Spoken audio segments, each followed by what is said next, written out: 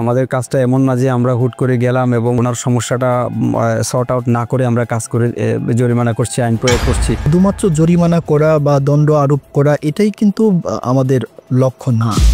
আমাদের লক্ষ্য হচ্ছে একটি পরিবর্তন, এবং সেই পরিবর্তনের মাধ্যমে আমরা নিরাপদ খাদ্যের একটা সংস্কৃতি তৈরি করতে চাই। জরিমানা দেওয়া, অভিযান চালানো এটা তো সমাধান না।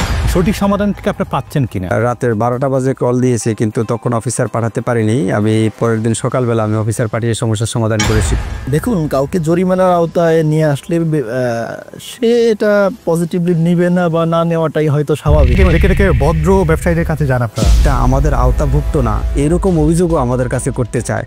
তারপরে আমরা বলি যে না, এটা আমাদের আইনে কভার করে না। তার বলে যে না, তারপরে একটু আপনি দেখেন। আমাদের কাজটা কিন্তু হচ্ছে গিয়ে যেখানে অসঙ্গতি থাকবে, যেখানে নিরাপদ খাদ্য আইনকে ভায়োলেট করা হবে, লঙ্ঘন করা হবে, সেখানে আমাদের কিন্তু কার্যক্রম।